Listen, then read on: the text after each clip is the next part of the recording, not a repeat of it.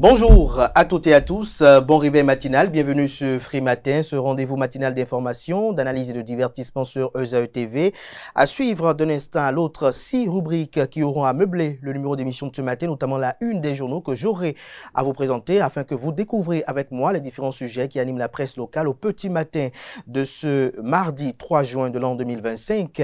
Notez qu'au sommaire de l'actualité, on a quelques comptes rendus de la sortie médiatique du ministre des Affaires étrangères Olusegun Adjadi Bakari, sortie médiatique qui a été effectuée sur les antennes de Bib Radio le dimanche dernier. On en parlera dans ma présentation de la une des journaux. Notez également que dans la presse locale, on rapporte également quelques activités d'acteurs politiques en lien aux préparations des élections générales de 2026. Notez également que dans l'actualité, il y a également quelques communications, ceci en lien avec les activités du président de l'Assemblée nationale, Loïc Vlavonou. Le bulletin matinal d'information qui est présenté ce matin par Francis Olafarami nous fait découvrir tout en lien avec le démarrage effectif sur l'ensemble du territoire national du certificat d'études primaires session de juin 2025. Le Centre national de sécurité routière CNSR a initié un programme d'aide aux candidats à l'examen. ESAE TV avait une équipe sur le terrain. Vous aurez à suivre un compte rendu ainsi qu'un compte rendu notamment du démarrage des épreuves, notamment dans le littoral. Dans le bulletin matinal d'information également, vous aurez à suivre quelques informations en lien avec des activités organisées par les Camerounais résidant au Bénin qui ont célébré une fête de l'unité, notamment celle de l'édition 2025, le week-end écoulé. La page des sports avec Aneldo, la Ligue professionnelle de football a abordé sa 33e journée le week-end écoulé. Un résumé vous sera proposé au cours de cette matinale. Soneb Dadja FC a décroché le titre de la poule A. On en parlera. On parlera également du centre d'excellence de Ndali qui accueille 30 entraîneurs pour l'obtention de la licence DCAF. La Fédération béninoise de boxe s'est réunie en conseil fédéral le week-end dernier. Le reporter sportif nous en donnera des détails au cours de sa présentation. Dans la définition du jour de ce matin avec Komlo Kanté à Moussou, nous irons à la découverte de l'expression faire feu de tout bois. Les trucs et astuces avec Atifa Olafa nous propose ce matin quelques remèdes naturels pour blanchir ses dents. Et puis les prévisions astrologiques en fin d'émission avec Nassiri Nanike Fatoumbi nous présente notamment les 12 signes du zodiaque, notamment l'horoscope du jour. Notez que les natifs du signe Verseau paraissent les plus favorables pour le compte de ce 3 juin 2025. Natifs du 10 signes, c'est une bonne journée pour foncer, prendre des initiatives, nouer de nouveaux contacts, frapper aux portes et montrer de quoi vous êtes capable. Et juste après la présentation de Nassiri Nanike Fatoumi, vous aurez un invité ce matin, ce Free Matin, pour décrypter la récente sortie médiatique du général Abdourahmane Tiani, laquelle sortie médiatique envenime les relations entre le Bénin et le Niger, laquelle sortie médiatique bien évidemment fait couler beaucoup d'encre et de salive. Nous en parlerons avec Virgile Rouessou, qui est directeur de l'Institut Médias et Développement, communicant spécialiste des politiques de sécurité et de défense. Chers amis internautes, voilà un peu la trame de l'émission du jour, juste après l'instant pub qui vous vante les mérites de l'École supérieure d'administration, d'économie, de journalisme et des métiers de l'audiovisuel ESAE. Juste après, on se retrouve pour parcourir ensemble les parutions de ce mardi. ESAE.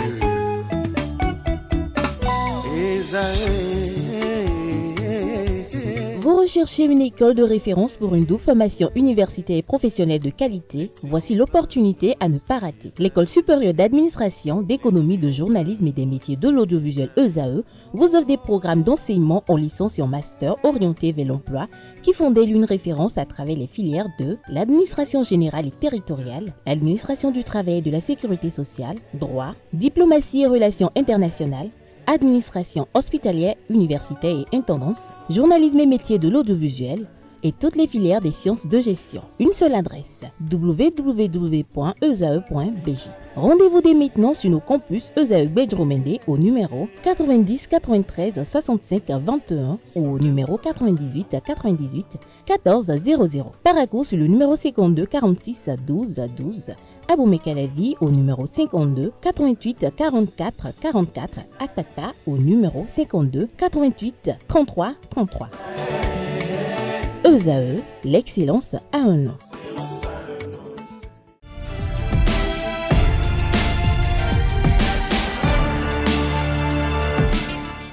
Bonjour à nouveau, chers amis internautes. Nous démarrons cette une des journaux comme il est de tradition sur ESAE TV par le quotidien béninois d'information générale et d'analyse L'Informateur qui ce matin en manchette nous propose 31e Assemblée régionale Afrique de l'APF pour la francophonie. Le président de l'Assemblée nationale du Bénin, Louis Béounouvlavo, nous plaide. Retrouvez son plaidoyer à la page 3 de la livraison. Dossier harcèlement par biais d'une communication électronique. Frère, on vit enfin le verdict. Retrouvez des détails sur le dit verdict à la page 4 de la livraison. Prétendu non-dédommagement des sinistrés de la route des pêches, la commission interministérielle réagit et menace. Retrouvez le communiqué rendu public à la page 6 de la livraison. Gouvernance au sommet de l'État. Imelda Bada, la diaspora et les réformes talents. Retrouvez les détails sur ces propos relayés par ESAE TV également dans les colonnes de la page ce matin du journal dont l'oreille droite, comme à chaque parution, convie les fidèles lecteurs à découvrir dans les colonnes de sa parution les articles en lien avec les productions journalistiques du jour des étudiants en formation sur les différents campus de l'ESAE, l'école supérieure d'administration, d'économie, de journalisme et des métiers de l'audiovisuel, ESAE qui est présente à Cotonou, à Abomey-Calavi et Parakou. Le quotidien national d'information ce matin en manchette parle des logements sociaux. Le CANA parle de la baisse des prix et du lancement de nouveaux programmes. Retrouvez des détails sur l'article dans les colonnes de la page ce matin du journal, notamment à la page 2 de sa livraison. Transfert de l'Autopopo au Grasshopper Club Zurich. Une nouvelle ère s'ouvre pour le football béninois. Retrouvez des détails sur cette mutation dans les colonnes de la page ce matin de La Nation. Fraternité en manchette, séminaire tripartite sur le Conseil économique et social CES. Conrad Gbagidi concrétise les grandes résolutions dans le département des collines. Éducation inclusive, des efforts louables malgré les défis. C'est un dossier de fraternité qui est publié aux pages 4 et 5.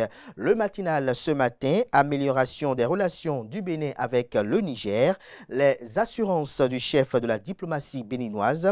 Le CANA écrit que reçu sur l'entretien grand format de BIP Radio, le ministre des Affaires étrangères, Olusegun Adjadi Bakari s'est prononcé sur la volonté du Niger de maintenir fermée sa frontière avec le Bénin malgré les différentes assurances données par le président Patrice Talon et son gouvernement.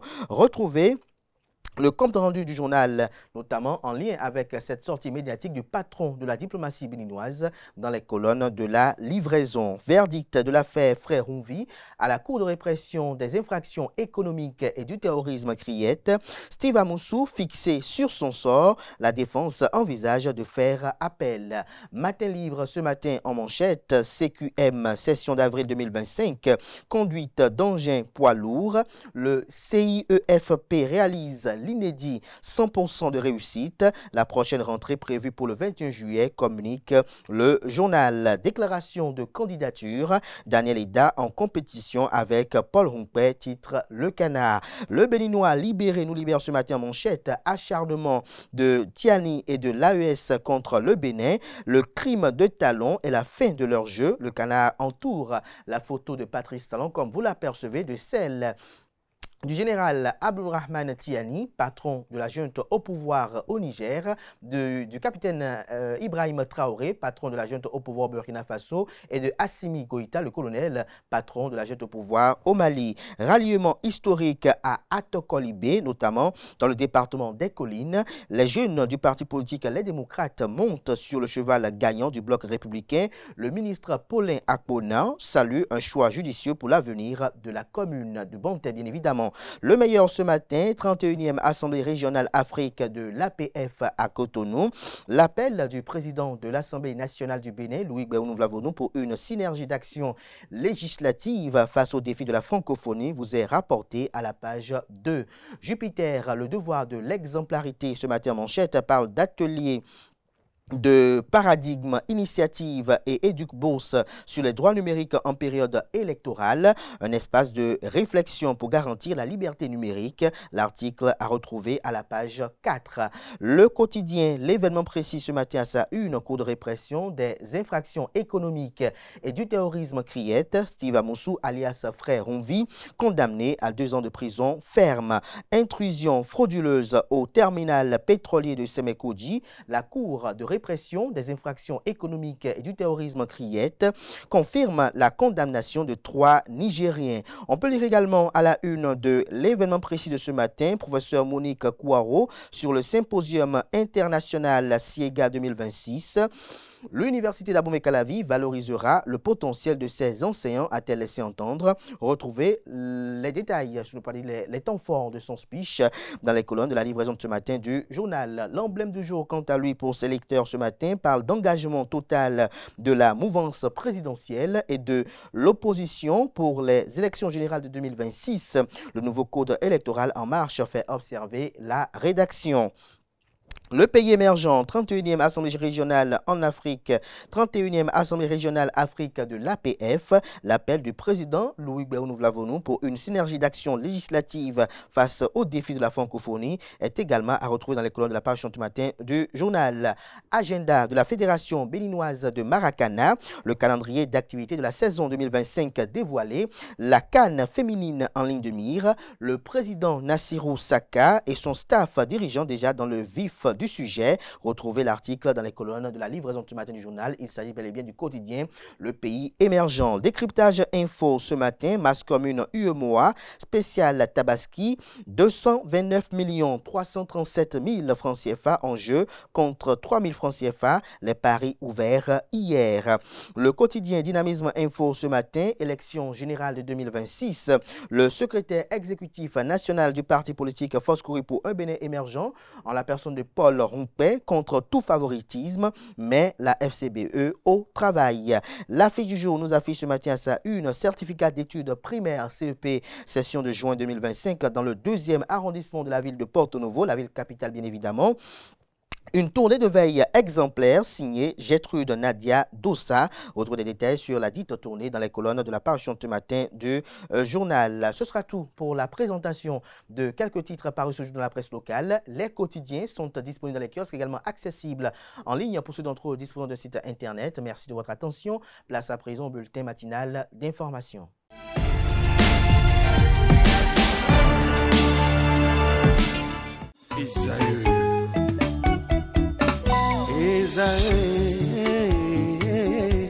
Vous recherchez une école de référence pour une double formation universitaire et professionnelle de qualité? Voici l'opportunité à ne pas rater. L'École supérieure d'administration, d'économie, de journalisme et des métiers de l'audiovisuel ESAE vous offre des programmes d'enseignement en licence et en master orientés vers l'emploi qui font d'elle une référence à travers les filières de l'administration générale et territoriale, l'administration du travail et de la sécurité sociale, droit, diplomatie et relations internationales, administration hospitalière, universitaire et intendance, journalisme et métiers de l'audiovisuel et toutes les filières des sciences de gestion. Une seule adresse, www.esae.bj. Rendez-vous dès maintenant sur nos campus ESAE Bedromende au numéro 90 93 65 21 ou au numéro 98 98 14 00. Paracourt sur le numéro 52 46 12 12. Abomey-Calavi au numéro 52 88 44 44. Akpata au numéro 52 88 33 33. ESAE, l'excellence a un nom.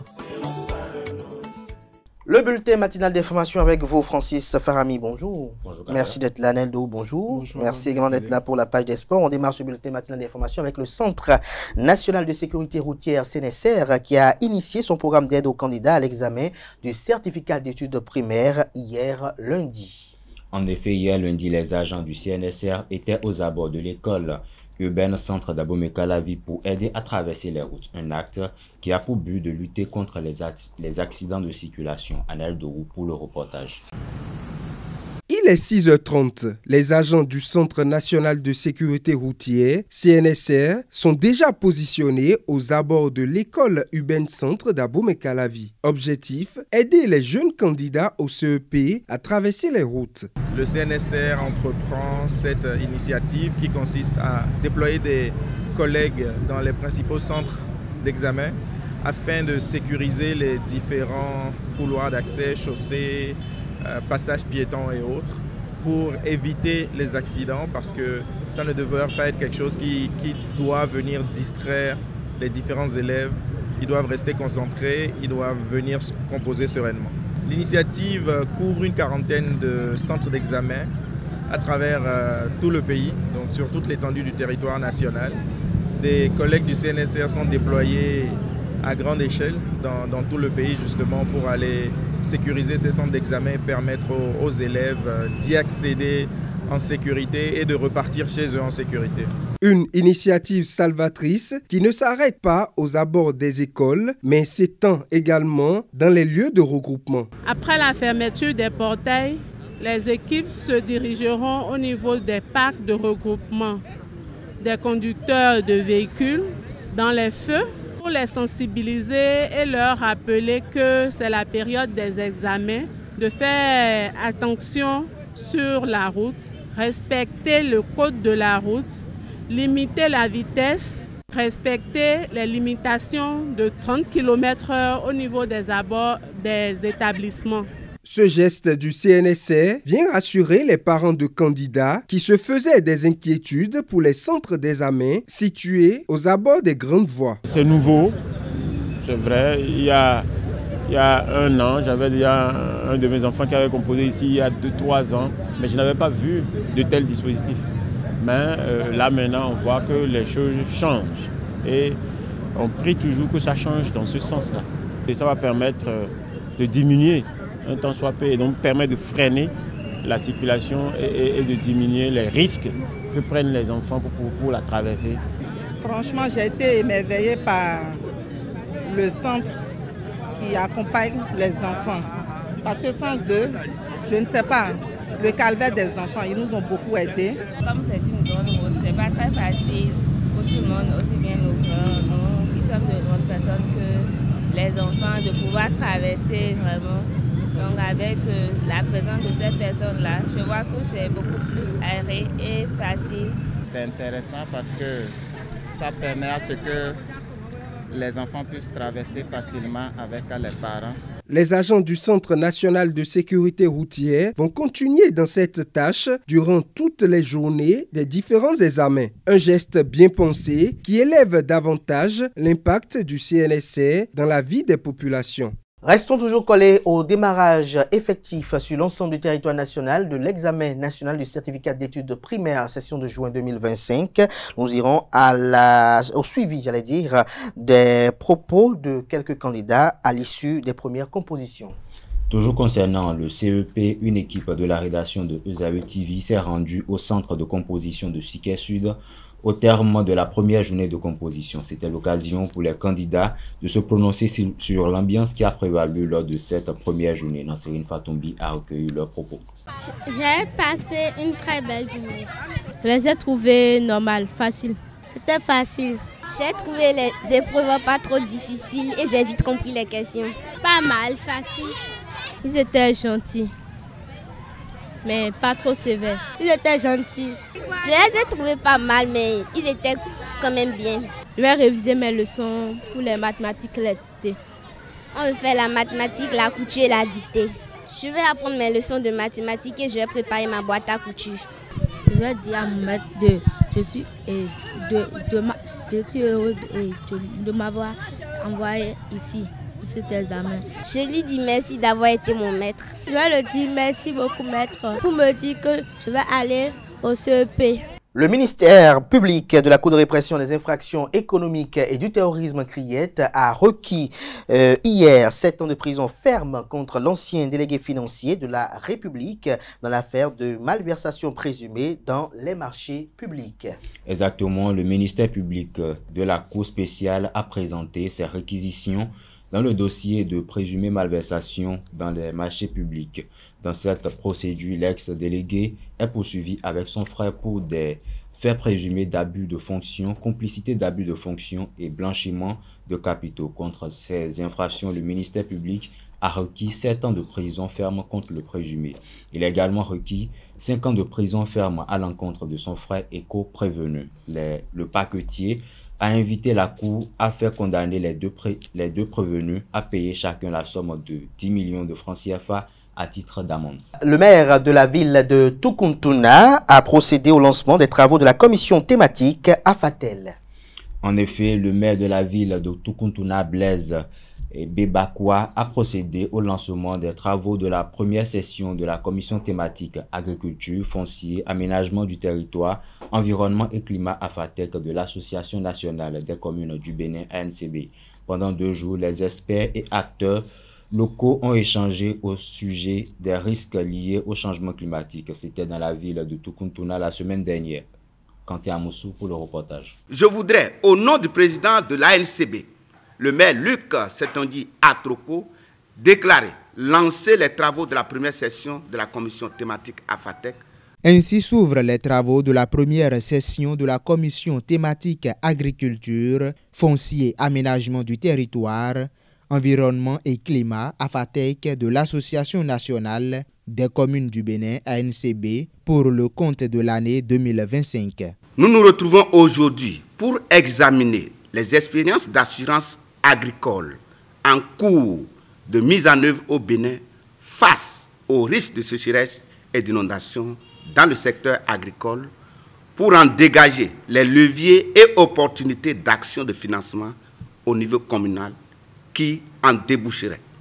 Durant ces 2 jours de travaux, les discussions ont été orientées vers les questions liées au changement climatique. Nous avons déjà commencé par discuter à propos au cours des sections antérieures, mais cette fois-ci encore, c'est surtout les risques liés au changement climatique, mais notamment les risques de sécheresse et d'inondation qui persistent quand même et qui font que des pertes et dommages sont donc occasionnés et connus par nos populations vulnérables.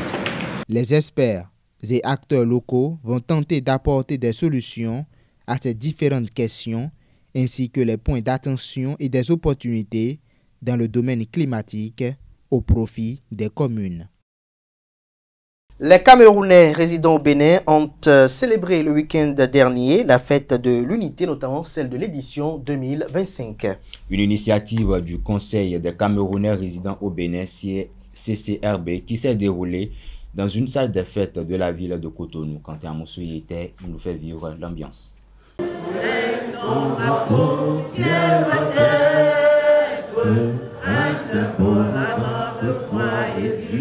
C'est dans cette ambiance que les Camerounais résidant au Bénin ont célébré la fête nationale de l'unité camerounaise.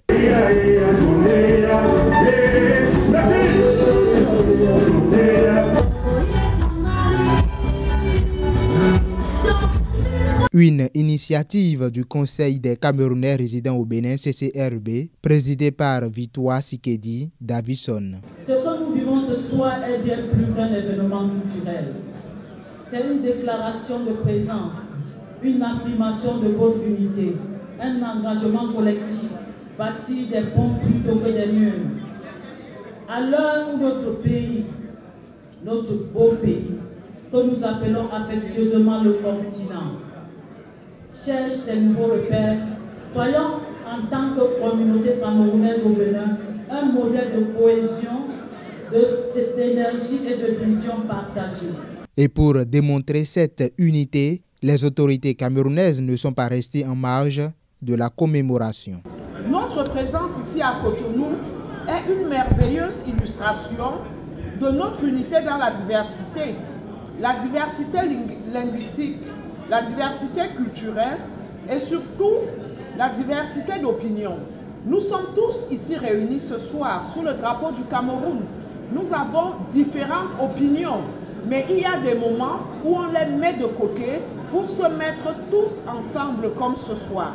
L'unité Ce mot prôné tout au long de cette soirée de gala revient une fois encore dans le rang des autorités béninoises. Il ne faut pas que nous nous voyions en Camerounais, en Bénino-Camerounais. On est au Bénin. Parce qu'on travaille au Bénin, on vit au Bénin, on contribue au développement du Bénin. Et donc, on doit tout mettre en œuvre pour être unis. Si nous ne nous unissons pas, les autorités du Bénin vont nous unir de force. Parce que c'est dans l'unité prônée par la devise camerounaise que nous pourrons faire progresser nos pays, nos continents. De la musique, de la danse, de la bouffe, en passant par l'élection de la Miss Cameroun-Bénin 2025, la coupure du gâteau aux couleurs du Cameroun vient clôturer cette fête. Quelques participants ont eu à livrer leurs impressions avec Kanté Amoussou. Oui, quelques participants présents à cette célébration nous ont livré leurs impressions au micro de Kanté Amoussou. Qui aiment leur pays et aujourd'hui nous commémorons cette fête de 20 mai dont nous sommes tous attachés. Vous savez, le 20 mai, c'est la réunification des deux Cameroun depuis 1972. C'est ce qui justifie cette organisation aujourd'hui. En plus, en tant que Camerounais de la diaspora, vivant au Bénin, je me sens imprégné de cet amour du pays à travers cet événement. Je l'ai vraiment passé comme si j'étais chez moi, Omboa, comme on dit chez nous, Omboa.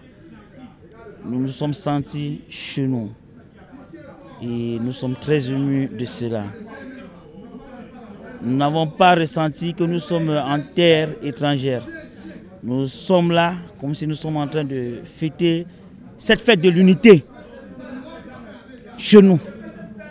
Et nous disons merci à tous les membres organisateurs, à tous ceux qui ont pu donner de leur temps pour que cela puisse être comme il a été.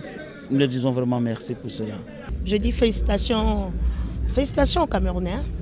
Ça s'est bien passé. Et là, jusqu'à présent, la fête continue. Ouais, tout s'est bien passé, nous avons bien mangé. Vraiment, moi, je me suis régalée. Merci à vous pour cette présentation du bulletin matinal d'information. Vous restez avec moi, on passe à présent à l'actualité sportive.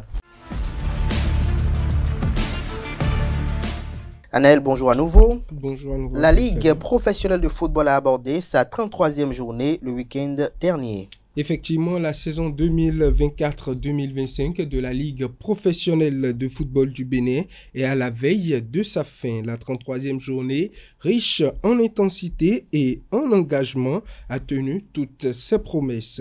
Pendant que certaines formations se confortent parce qu'elles sont déjà qualifiées, d'autres se retrouvent en difficulté et avec beaucoup d'enjeux du nord au sud.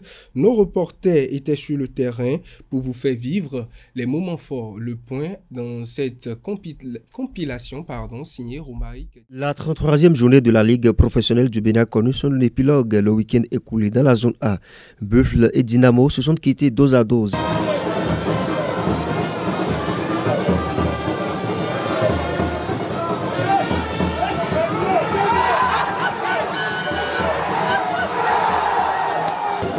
Bois de Sinan s'est incliné devant l'Autopopo, 1 but contre 3.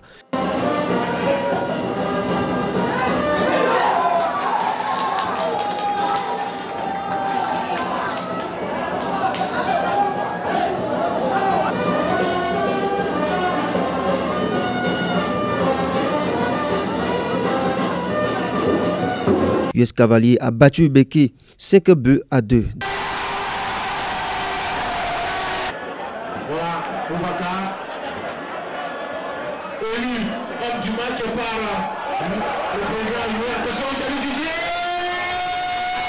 Dadia s'est imposé à domicile face à Panthère, 3 buts contre 1.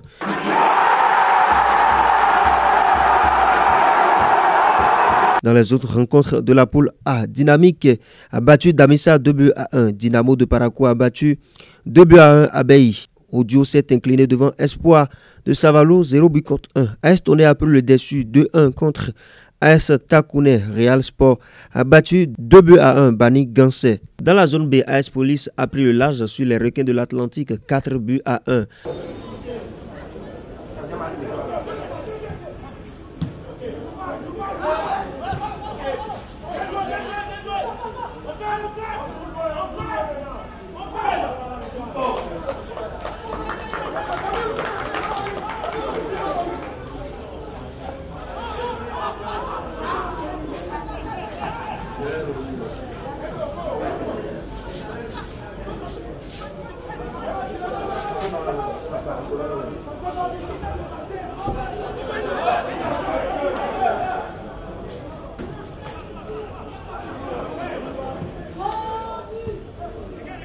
Avranco Omnisport s'est incliné devant Coton, 0 but contre 2. Aïma s'est également incliné devant AS Cotonou, 0 but contre 1.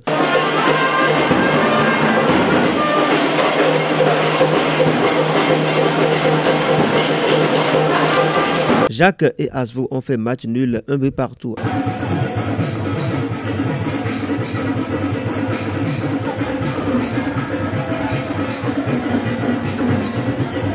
Aziza s'est incliné devant Aspak, 0 but à 3. Soubimap a battu Dragon, 2 buts à 0.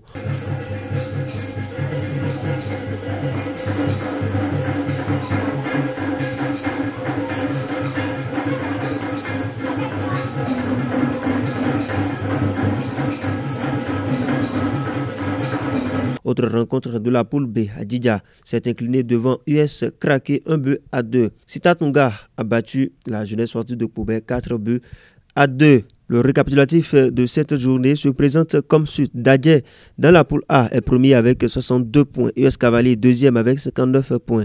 Loto Popo troisième 57 points. Quatrième Espoir Football Club 56 points. Cinquième Audio Football Club 55 points. 6e Damissa, 7e Dynamo d'Aboumé, 8e Buffle, 9e Bani Gansé et 10e Panthère Football Club, 11e Beke, 12e AS Takouné, 13e Boa de Sinandé, 14e Abeille Football Club, 15e AS Tonnerre, 16e Dynamique FC, 17e Dynamo de Parakou, 18e Real Sport. Dans la poule B, Coton est en tête avec 57 points. Deuxième, AS Obemap, 54 points. Troisième, Dragon, 52 points. Quatrième, Ayema, 52 points. US Craqué, 50 points. Cinquième. Sixième, Asvo, 47 points. Septième, AS Cotonou. Huitième, la jeunesse sportive de Poubet. Neuvième, Aspak. 10e, AS Police.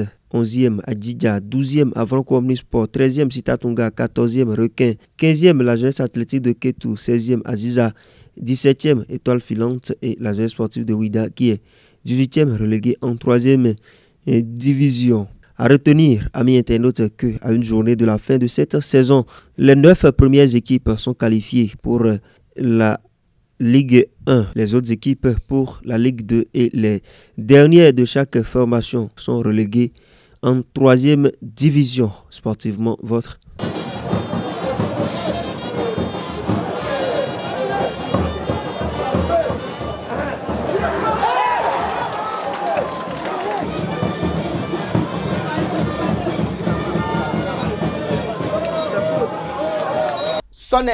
Soneb Dadje Football Club a décroché le titre de la poule A.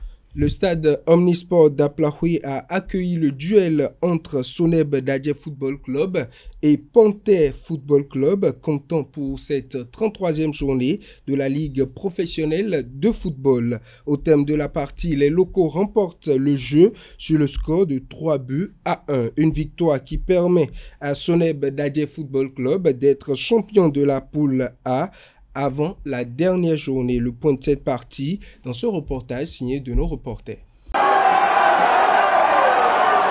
3 buts à 1. Un score, une victoire qui garantit le titre de la poule A au club du peuple, Soneb Dadje Football Club. Leader de la poule depuis plusieurs journées, Soneb Dadje avait besoin d'une seule victoire pour sécuriser le Graal de la poule A. Dans le duel à haut risque, lors de la 33e journée de la Ligue professionnelle de football, les Dadje étaient face aux Panthères, un adversaire en quête de points pour une place en Ligue 1. La ténacité de l'adversaire n'a pas ébranlé l'envie de vaincre des locaux. À la 41e minute, Dadje contraint son vis-à-vis à commettre l'irréparable.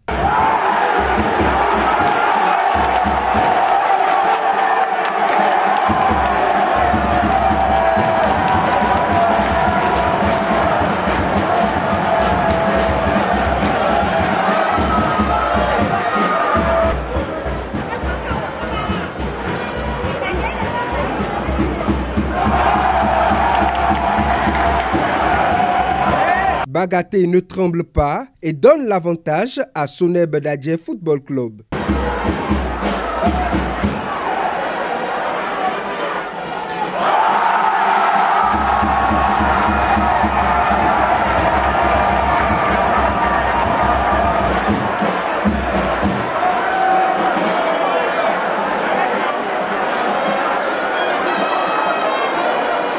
Le score restera tel jusqu'à la fin de la première partie. De retour des vestiaires, malgré son infériorité numérique, Panthère a un sursaut d'orgueil. Sur une montée assez rapide, les Blancs tentent le tout et égalisent.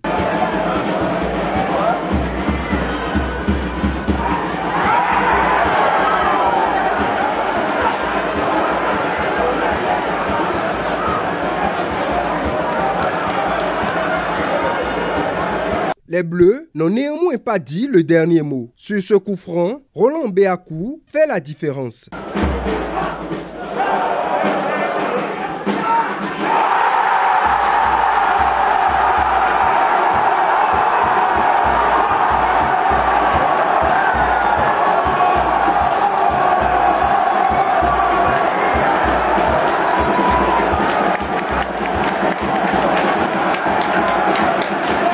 Dadje 2, Panthère 1. Voulant se rassurer davantage, Yaya Kone renforce son effectif. Le capitaine absent depuis plusieurs matchs, Koké Alankpo Kentor, revient dans la partie, suivi de Blaise et Lawani. Des changements qui se révèlent gagnants dans ce contre-attaque conduit par Lawani et Blaise.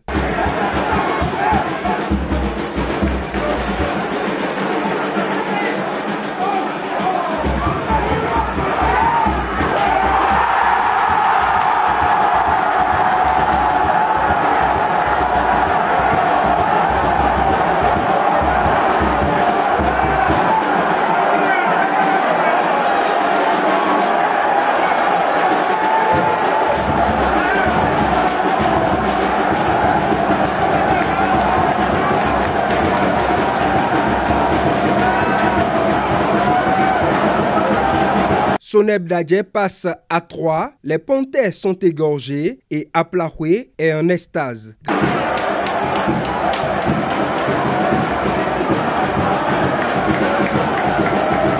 On savait ce match très difficile parce que l'adversaire en face jouait son maintien.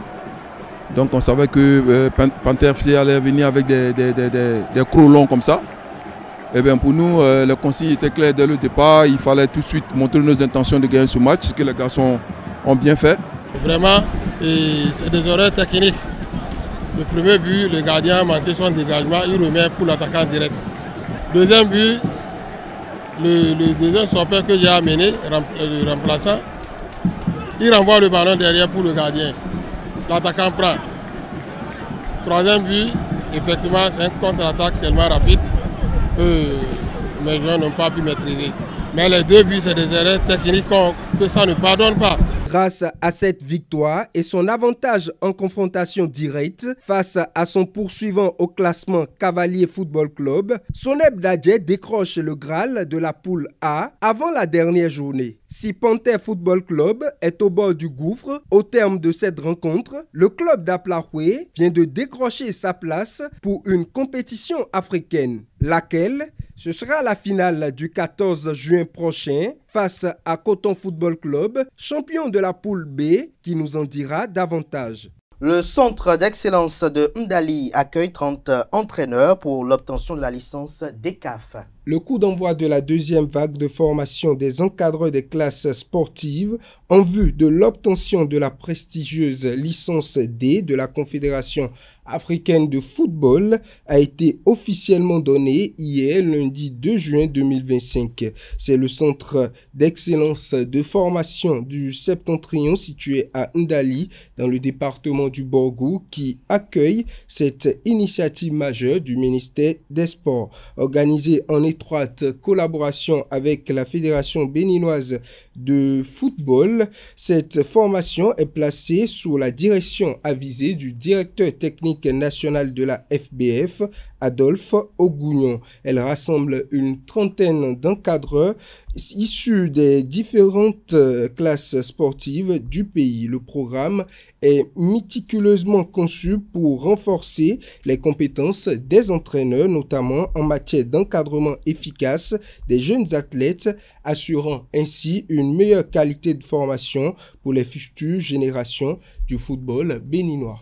Et pour finir, la Fédération béninoise de boxe s'est réunie en conseil fédéral le week-end dernier. La Fédération béninoise de boxe a réuni ses membres le vendredi dernier dans un conseil fédéral. Au cœur des échanges, l'affiliation de nouveaux clubs et la question de formation des membres ont été inscrits. Suivez le point dans ce reportage signé Francis Farami. La famille du noble A s'est agrandie au Bénin. Le Conseil fédéral a approuvé l'affiliation de 4 nouveaux clubs lors de sa session du vendredi 30 mai 2025. Désormais, il y a 4 clubs qui s'ajoutent aux 26 parce que, autorisés par le Conseil fédéral, à commencer par participer aux différentes activités, aux différentes compétitions qui seront autorisées par le comité exécutif de la Fédération béninoise de boxe en attendant que la prochaine assemblée générale ordinaire puisse se prononcer sur leur affiliation définitive. Une décision bien accueillie par les clubs déjà existants. Nous sommes d'accord que quand on parle de la promotion, il ne faudrait pas que ce soit de 20 mots. Il faudrait vraiment que les actes y accompagnent. Et pour ça, si l'objectif, l'idée est de ne pas trop faire attention, surtout les pugilistes, puisque les gens ils travaillent dans les coins. Mais quand on est dans une discipline comme la boxe, il faut de la compétition. Parce que quand on apprend quelque chose, il faut se jauger. Et pour cela, il faudrait vraiment que les athlètes issus de ces clubs qui sont en attente puissent effectivement participer aux activités afin que nous puissions avoir le poulain capable de défendre nos couleurs. Il faut faire la promotion de la boxe à travers les clubs qui désirent participer aux activités. Donc nous ne pouvons pas leur empêcher de promouvoir les jeunes qui ont la volonté. Parce que nous cherchons des pugilistes. Et s'il y en a qui veulent faire la chose, il faut les encourager. Hormis l'autorisation de ces clubs, l'autre sujet à l'ordre du jour a été la formation des acteurs et différentes parties prenantes de la boxe béninoise. Nous sommes au niveau de la boxe et les choses ont dégringolé avant que nous ne changions de fusil d'épaule depuis 2021. Qu'ils vous souviennent que nous étions en séminaire atelier les 18 et 19 juin 2021 pour analyser la situation de la boxe et faire de manière à ce que cette discipline retrouve sa lettre de noblesse et qu'on puisse, même si aujourd'hui on ne peut plus voir sur le ring Boko Georges, tout feu, tout flamme, comment vous l'appelez, Soweto, paix à son âme et consort, qu'il y ait quand même des répondants. Avec cette nouvelle mesure, la Fédération béninoise de boxe se voit plus candide et plus aguerrie. Voilà, c'est sur ce reportage que prend un terme l'actualité sportive. Merci à vous, Aneldo, pour votre présentation. Merci également une fois à Francis Farami pour sa présentation du bulletin matinal d'information. Chers amis internautes, nous passons à présent à la définition du jour. Bien évidemment, autres petites astuces, on appelle en plateau les deux chroniqueurs.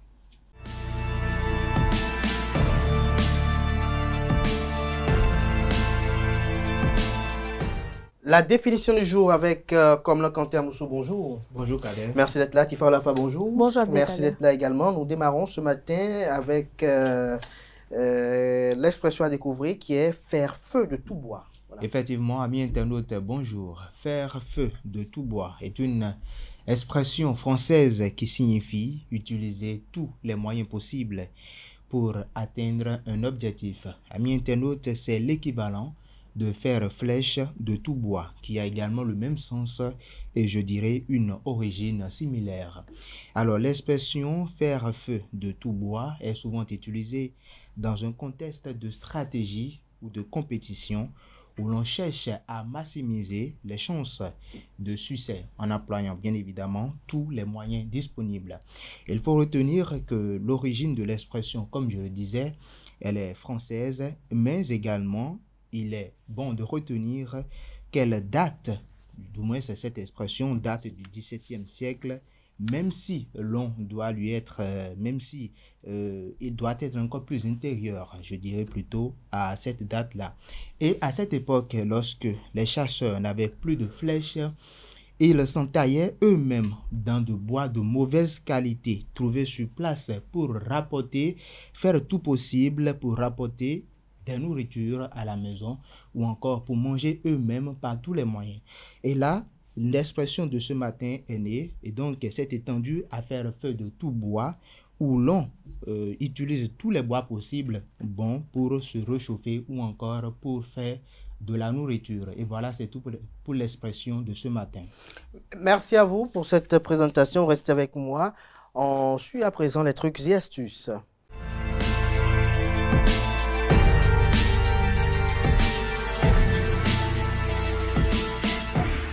Atifa Olafa, bonjour à nouveau. Bonjour à nouveau, Abdelkader. Quelques remèdes naturels pour blanchir ses dents. C'est bien cela. Amis internautes, bonjour. Heureuse de vous retrouver ce matin.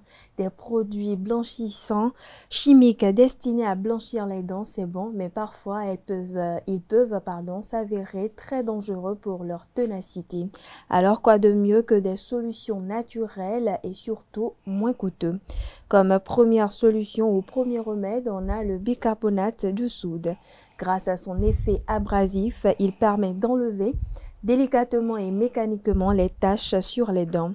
En pratique, saupoudrez votre brosse à dents de bicarbonate de soude et brossez tout doucement. Vous pouvez aller jusqu'à 2 fois par semaine. Deuxième solution, le charbon végétal. Il absorbe notamment les tanins qui sont des composés chimiques que l'on retrouve dans le thé, le café ou encore le vin. Pour ce faire, trempez votre brosse à dents dans un charbon actif en poudre alimentaire et brossez-vous les dents comme d'habitude. Troisième solution, le citron. Riche en acide citrique, il polit les dents et les blanchit naturellement, notamment grâce à ses propriétés alcanisantes. En pratique, mélangez une cuillère à café de jus de citron avec une pincée de bicarbonate de soude. Ensuite, posez la pâte obtenue sur la dent grâce à votre brosse à dents puis brossée. Quatrième astuce, le curcuma. Il prévient non seulement les maladies gingivales, mais agit également comme un abrasif en polissant les taches de surface. Pour ce faire, déposez une pincée de curcuma sur votre brosse à dents avant de vous brosser comme d'habitude. Cinquième et dernière astuce ou dernier remède, si vous voulez, on a le sel de mer. Mélangez du gros sel marin par exemple à de l'eau tiède et trempez votre brosse à dents dedans. Vous pouvez l'utiliser 2 à 3 fois par semaine. Au bout de quelques jours, appréciez le résultat par vous-même. Et voilà, amis internautes, c'est tout pour l'astuce de ce matin. Merci à vous pour cette présentation. Nous passons à présent aux prévisions astrologiques.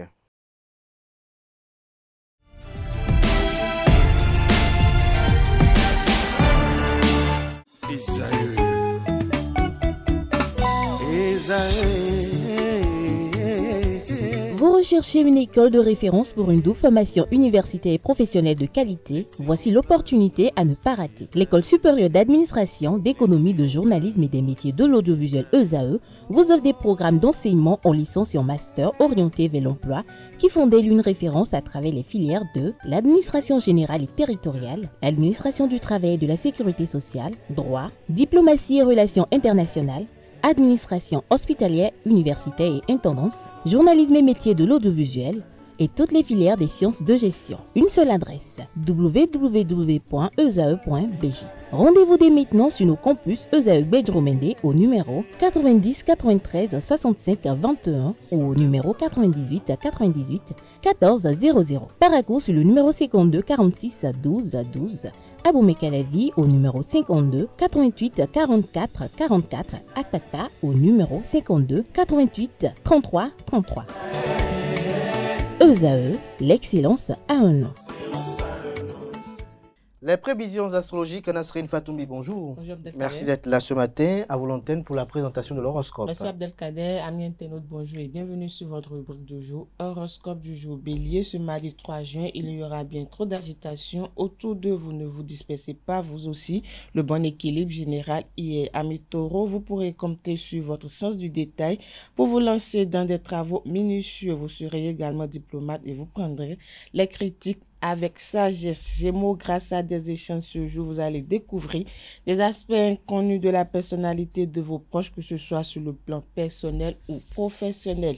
Nature du signe Cancer, c'est avec bonne humeur et joie de vivre que vous prendrez les devants pour vous rapprocher et passer du bon temps auprès de votre famille, amis et votre partenaire. Ce mardi, Lion, le rythme de votre vie tend aujourd'hui à davantage de calme et de persévérance. Cela va vous permettre de vous recentrer sur vous-même et de vous pencher sur vos projets futurs. Chers amis vierges, vous allez recevoir des nouvelles agréables. Aujourd'hui, vous serez d'humeur combative, résolue à vous approcher de vos buts. Balance à présent, ne vous laissez pas dérouter par les réactions de votre entourage. Gardez votre résolution et votre cap. Amis Scorpions, vous serez d'humeur sérieuse aujourd'hui, ce qui vous permettra d'approfondir vos relations les plus importantes. Si vous êtes du signe Sagittaire, c'est une belle journée pour prendre de la hauteur et de se remettre en question. Néanmoins, vous devrez mobiliser votre patience dans un sens constructif. Amis Capricorne, privilégiez au cours de cette journée le self-control, la mesure de vos gestes. En outre, il faudra soigner votre énergie de fond sur la durée. Avant-dernier signe du zodiaque Verseau, c'est une bonne journée pour foncer, prendre des initiatives, nouer de nouveaux contacts, frapper aux portes et montrer de quoi vous êtes capable. Poisson, pour finir, c'est le moment de vous pencher sur une question difficile ce jour. Il faudra mettre des nuances dans vos plans par la force des choses. Voilà, amis internautes, c'est tout pour le message des astres de ce mardi matin. Merci à vous, Nasrine Fatoumi, pour cette présentation. Nous passons à présent à l'invité de ce matin sur Free Matin.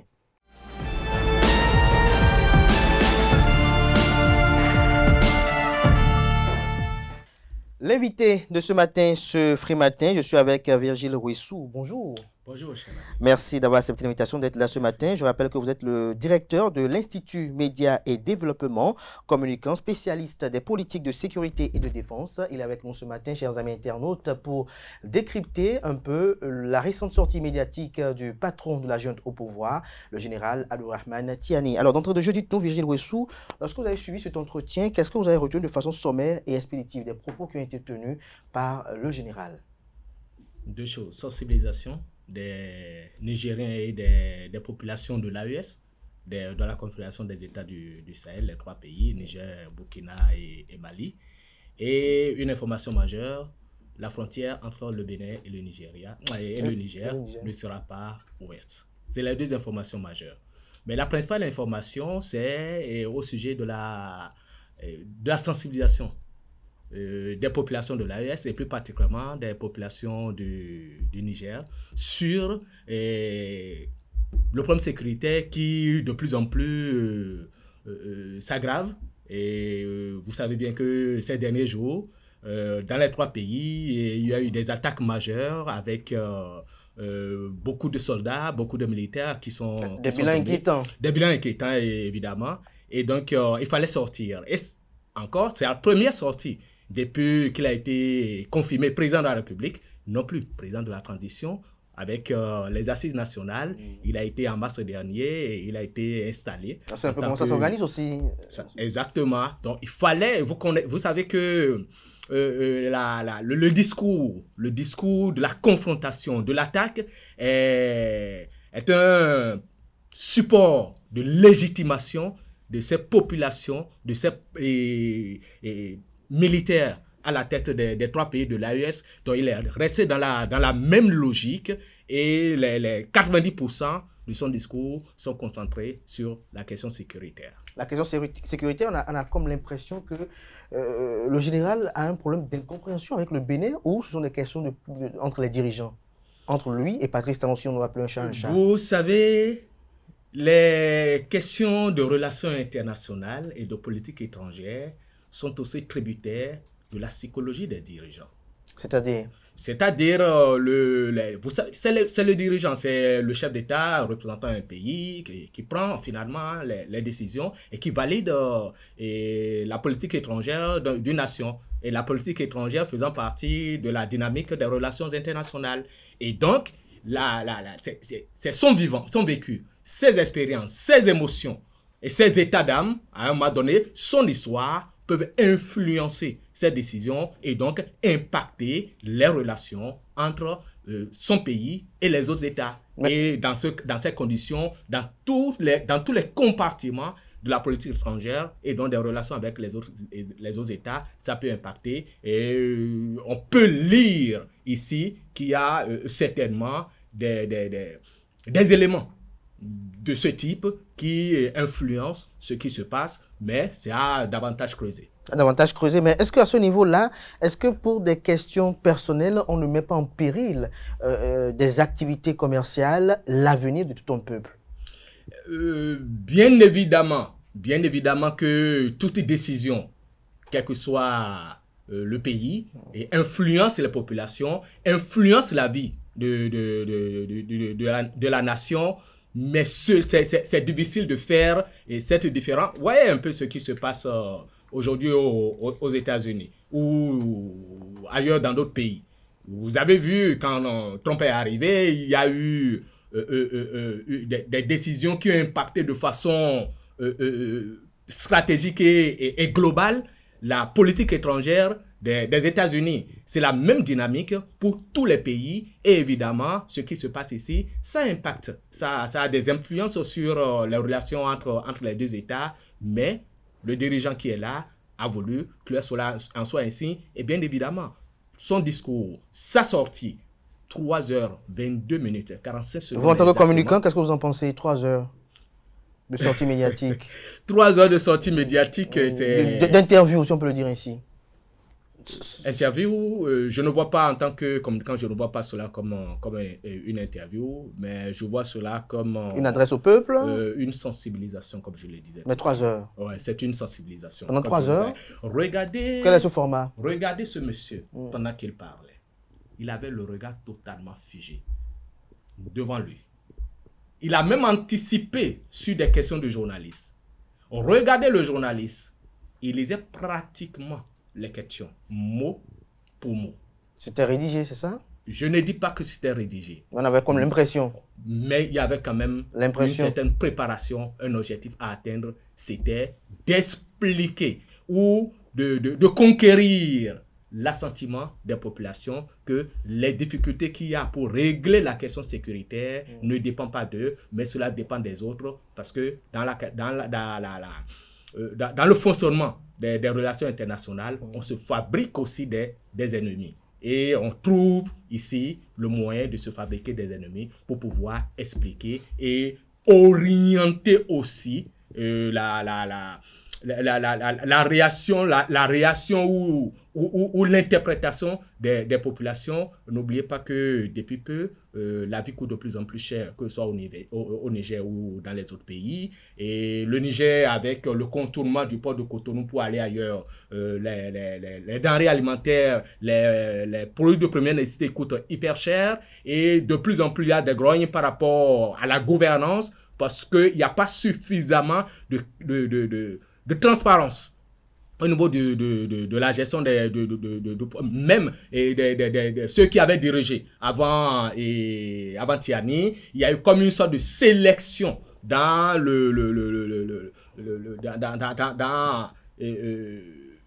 disons l'évaluation de ce qui est fait pendant ces périodes, et donc de plus en plus les populations commencent par se poser des questions. Mais ailleurs, au Niger et au Burkina et au Mali, vous savez qu'il y a également des groins politiques avec la suppression des partis au Mali et également au Burkina avec régulièrement des soupçons de tentatives de coup d'État. Et dans son discours, vous constaterez qu'il a parlé très peu du Niger. Dans pratiquement les 60 premières minutes, vous n'allez entendre parler que de confédération de l'AES, dont c'est un objectif de sensibilisation des populations. Vous l'avez dit si bien, et tout à l'heure vous avez parlé de conquête de l'assentiment du peuple nigérien. Est-ce qu'on peut dire que malgré son temps passé à la tête de la République du Niger, le général Tiani a encore des soucis de légitimité de son pouvoir? Les trois présidents, les trois militaires à la tête de ces États ont justifié leur arrivée par la difficulté de régler les questions sécuritaires et avaient pris l'engagement de régler. Et jusque-là, ce sont des questions qui n'ont pas encore trouvé de solution. Et donc, il y a toujours un problème. Malgré les partenariats avec la Russie. Malgré les partenariats avec la Russie et d'autres pays aussi, la Turquie et autres.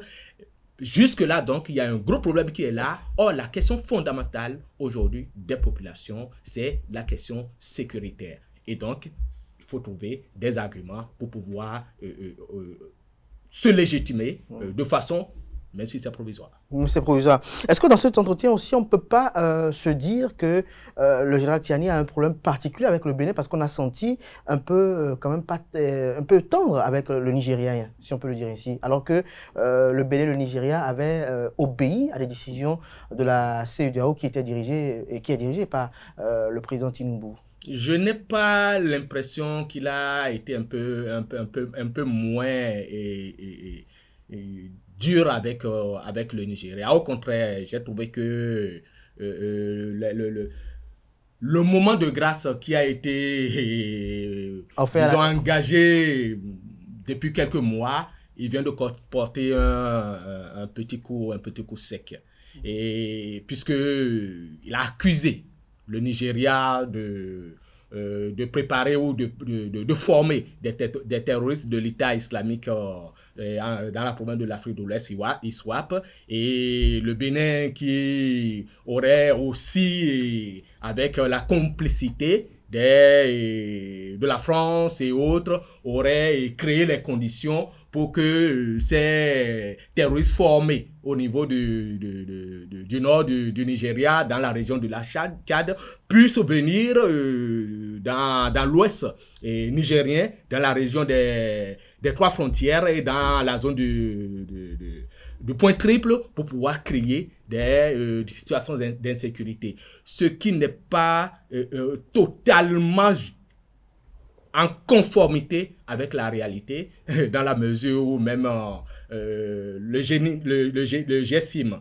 le GSIM qui est le groupe qui intervient le plus dans cette région du point triple et au niveau du nord Bénin et au sud-ouest du Niger est en conflit même avec l'ISWAP. Donc il est difficile que ces deux organisations se retrouvent dans la même zone avec une complicité. Non, c'est pas possible. l'ISWAP a des difficultés aujourd'hui pour s'installer dans cette zone contrôlée, dans cette zone du nord et du nord-ouest du Bénin, dans le parc W et surtout dans la partie du Niger et du Burkina. l'ISWAP a des difficultés réelles de s'implanter dans cette zone contrôlée par le GSIM. Donc il y a quelque chose qui n'est pas très juste dans son discours à ce niveau. Mais comprenant que aussi l'évitement de la vérité fait partie des relations internationales pour faire accepter des concepts et aussi c'est un objet de manipulation. Et donc le Bénin, vous disiez pourquoi il s'attaque si tant au Bénin, on se fabrique des ennemis, je le disais tout à l'heure. Est-ce que quelque part, à un moment donné, le rappel de l'ambassadeur Gildas Agonkan n'a pas été un fait qui a envenimé les relations? Normalement non. Mais si le Niger veut utiliser cela, le Niger le fera comme d'ailleurs il a fait dans son discours en évoquant ce fait-là et en faisant croire que c'est parce que il a parlé il a parlé de pardon que le Bénin l'a rappelé. Donc le Bénin, c'est comme si le Bénin n'était pas prêt pour le pardon. Mais ce rappel n'est pas... C'est dans la droite ligne du fonctionnement de la diplomatie. Parce que l'ambassadeur Agonkan a commis une erreur.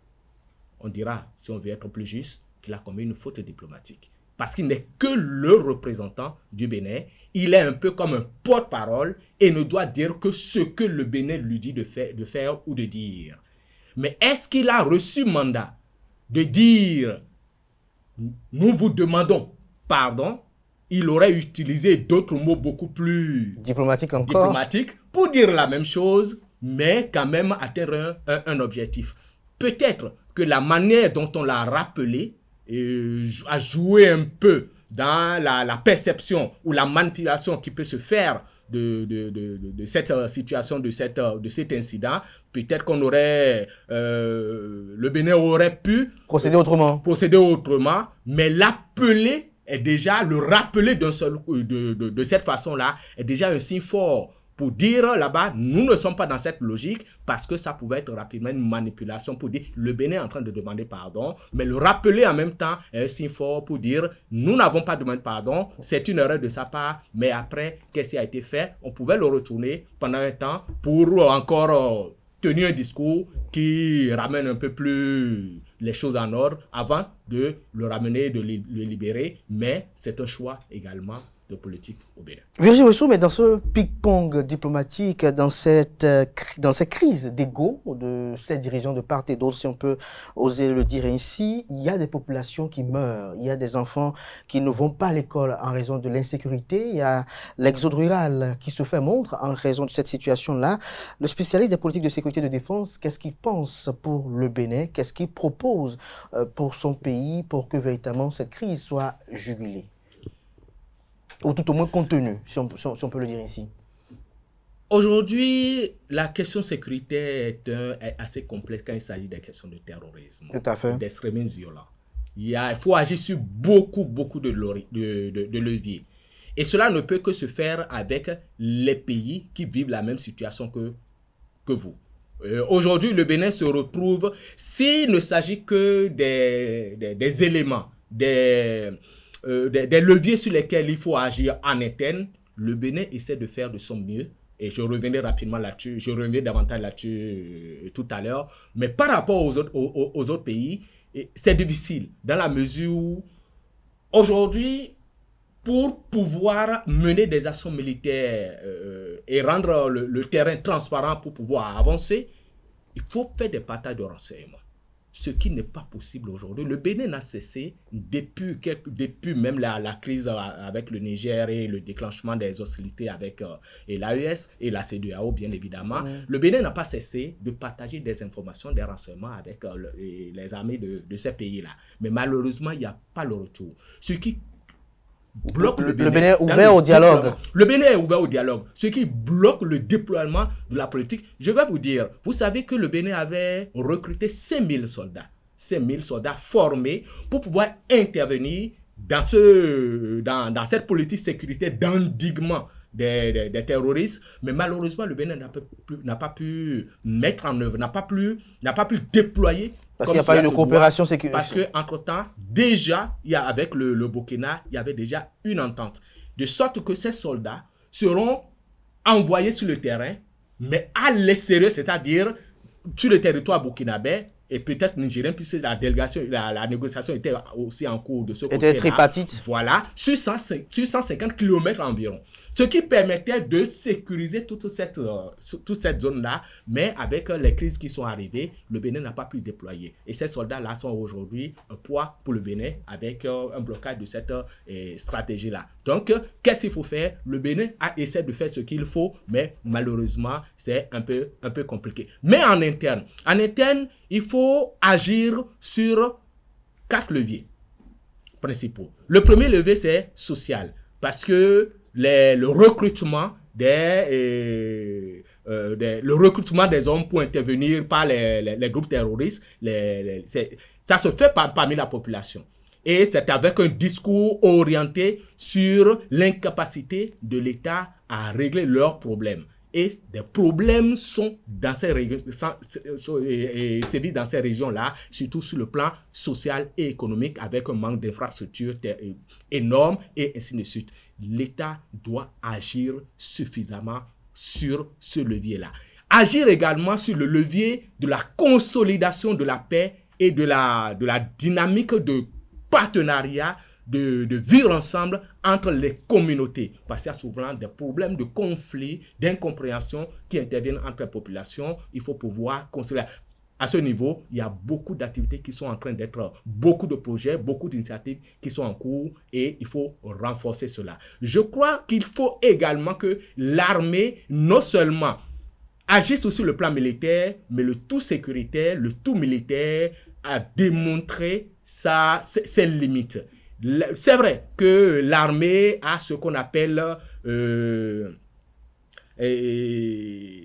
l'action civilo-militaire qui permet de faire des actions spontanées, sporadiques, périodiques, des actions sociales sur le terrain. Mais cela ne répond plus aujourd'hui à la demande pour mieux être en connivence, en complicité parmi la population. Il faut renforcer cela pour que l'armée intervienne davantage, aille plus loin dans l'intervention sociale, pourquoi pas mettre en œuvre des projets sociaux. Mais il y a également, et ça c'est l'avant-dernier point, il y a également la question de la négociation avec ces groupes-là. Vous savez, ça a commencé d'abord en Algérie. Quand c'est parti de l'Afghanistan, c'est arrivé en Algérie avec les djihadistes, les combattants qui sont partis de l'Afghanistan, qui sont venus en Algérie. On a vu tout ce que cela avait créé en Algérie. Mais si l'Algérie a pu mettre fin à cela, à un moment donné, après la lutte armée, la guerre civile, c'est aussi parce qu'il y a eu des processus de négociation. Il faut pouvoir trouver ce créneau-là, cette stratégie, des canevas pour en arriver là. Et également, le dernier point, c'est la coopération entre les États. Certes, aujourd'hui, c'est difficile avec ces trois États-là, et prioritairement avec le Burkina et le Niger qui sont nos voisins immédiats. C'est difficile, mais il faut quand même faire l'effort de trouver la brèche qu'il faut, parce qu'en réalité, dans les relations internationales, le pont n'est jamais totalement coupé. Il y a toujours des fenêtres d'ouverture pour reprendre les langues. Et il y a, si vous voulez bien, on pourra en parler, il y a les espaces qui pourraient s'offrir en dehors des négociations bipartites ou tripartites ou bilatérales, multilatérales. Il y a avec la CEDEAO. Quels sont ces espaces-là? Il y a d'abord la CEDEAO. Il y a déjà la CEDEAO qui est là, et vous savez que depuis quelques jours... Vous pensez que la CEDEAO peut quelque chose aujourd'hui, malgré tout son silence, bien sûr, avec tout ce qu'a subi le Bénin, en étant obéissant à la dite CEDEAO? Silence, je ne crois pas qu'on puisse parler de silence. Qu'est-ce que la CEDEAO pouvait faire à ce moment-là? Parce que sa position par rapport à la gouvernance, à la gestion des coups d'État, à la gouvernance politique, même à l'intérieur des pays, a pris un coup avec ces événements-là. Donc la CEDEAO s'est retrouvée un peu éclopée par rapport à ses interventions. Mais après le départ du Niger, des trois pays de l'AES, de la CEDEAO, depuis le 29 janvier dernier, ils avaient 6 mois. La CEDEAO avait donné 6 mois pour réfléchir. Et d'autres présidents, comme le président ghanéen, le nouveau président ghanéen, ont essayé de voir si on pouvait encore des médiations, mais apparemment, ça risque de pas vraiment porter. Donc, il faut déjà considérer que c'est plus ou moins définitif et que ça va pas être pour les semaines, les mois à venir et commencer la négociation. Mais ce qui inquiète beaucoup de citoyens de l'espace CEDEAO, si on peut le dire ainsi, c'est qu'au moment où le général Tiani prenait le pouvoir après un coup de force, on a vu des généraux d'armée monter au créneau, dire et affirmer haut et fort qu'ils avaient des hommes pour aller déloger Tiani du pouvoir. On a vu un peu des militaires, je ne veux pas peut-être stigmatiser des pays, qui prouvaient un peu la capacité de leur armée à mener des combats. Pourquoi on ne fait pas une mutualisation des efforts pour aller nettoyer le point triple? Oui, justement, c'est à cette négociation, à cette mutualisation des efforts qu'il faut travailler aujourd'hui, surtout dans un espace multilatéral. Au moment où on a l'impression que les dirigeants sont sourds, personne ne veut décrocher l'autre, personne ne veut fléchir devant l'autre. On a le ressenti qu'il y a des crises d'ego qui s'enracinent, si on peut le dire ainsi, telle une hydre. Absolument. Et il faut passer, quand ça bloque comme ça, il faut passer par des canaux plus ou moins formels. Comme lesquels, par exemple? Lesquels, je parlais tout à l'heure de la CEDEAO. Oui, de la CEDEAO, qui a déjà commencé les négociations pour ce partenariat entre l'AES, entre les deux organisations, l'AES et la CEDEAO, sur les questions sécuritaires, mais également sur les questions de convergence ou de collaboration pour la libre circulation des personnes et des biens. Mais il y a également l'espace de l'UEMOA qui est là. Les 3 pays ne sont pas partis de l'UEMOA. Donc, l'espace de l'UEMOA pourrait devenir cet espace d'échange entre... l'UEMOA peut désormais s'orienter un peu plus sur les questions sécuritaires qui sont fondamentales et dont le règlement est vraiment fondamental pour pouvoir booster l'économie qui est aujourd'hui, malgré les bons taux de croissance. Au Niger, c'est 7% ou un peu plus. Au Bénin, on est très loin également. Et je crois au Mali, c'est également quelque chose de très bon. Donc, malgré les bons taux de croissance, il y a un problème parce que l'économie, c'est d'abord sur le terrain avec le vécu et le vivre des populations qui doit être satisfait. Il y a également cette possibilité de faire intervenir des présidents nouvellement venus qui ont donné quand même un minimum de gages à ces États du Sahel,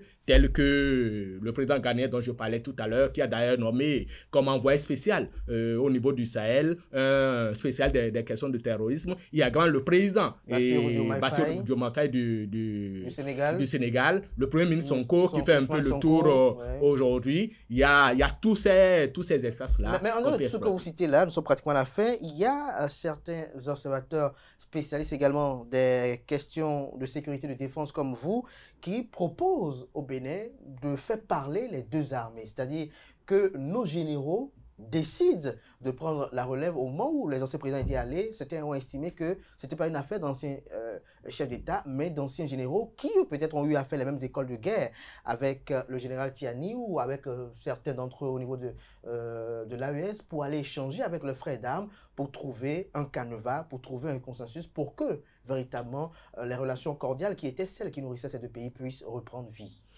Oui, bien sûr, c'est des créneaux, c'est des supports sur lesquels il faut également se positionner. Ce sont des leviers qu'il faut utiliser. Je donne un exemple. Savez-vous que le général d'armée Tiani a travaillé sous les ordres du général Amoussou quand il était patron de l'ONUCI. Il a travaillé sous ses ordres. Ferrand Amoussou, voilà. Donc, c'est peut-être des créneaux qu'il faut utiliser. C'est vrai que le Bénin est totalement disposé. Vous connaissez encore notre haut gradé qui a eu à collaborer avec... vous savez, dans les écoles de guerre, pendant les formations, les différentes formations, des différents diplômes militaires, il y a souvent cette... collaboration entre ce brassage entre les militaires de divers grades, que ce soit de divers pays, pendant qu'ils étaient capitaines, pendant qu'ils étaient parce qu'ils font tous les mêmes écoles. Voilà, exactement. Donc voilà, on peut essayer de faire un sondage, de déceler un peu ceux qui peuvent jouer un rôle et pouvoir... Mais pas de militaires pervers ou véreux.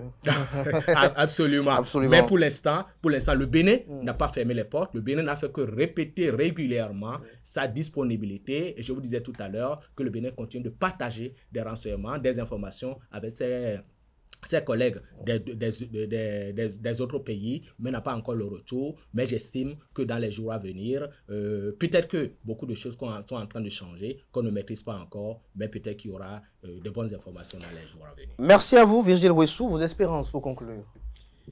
Mes espérances, c'est que le Bénin ne réponde pas, ne se mette pas dans une stratégie du berger à la bergère. Du berger à la bergère. Et parce que, comme je l'ai dit tout à l'heure, on se fabrique des ennemis, il y a un objectif à atteindre, mais également, il faut éviter les pièges. Parce que les négociations ont commencé récemment avec la CEDEAO. Est-ce que cette fabrication de l'ennemi concentrée sur le Bénin et un peu sur le Nigeria n'est pas un levier, un outil d'utilisation pour peser dans les négociations? Il y a plusieurs hypothèses. Donc, au Bénin, de continuer par adopter sa stratégie de disponibilité, à collaborer, et espérant que des deux autres côtés des frontières du Burkina et du Niger, que la situation avance, que les perceptions, les analyses, la manière de voir les choses et l'intérêt supérieur des États et des populations puissent prévaloir pour que cette coopération sécuritaire devienne une réalité, afin qu'on puisse mettre fin à ce bilan lourd qui de plus en plus s'aggrave chaque jour. Et qu'on puisse en finir avec cette hydre, si on peut le dire ainsi. Merci à vous, Virgile Ouessou. Je rappelle que vous êtes directeur de l'Institut Média et Développement, communicant spécialiste des politiques de sécurité et de défense. Merci d'être venu sur Free Matin pour partager avec nous vos analyses très pertinentes. Merci à vous. Et c'est sur cet invité que prend un terme Free Matin ce matin. Merci pour l'attention, merci pour la fidélité. Portez-vous bien et belle suite de programmes sur ESAE TV.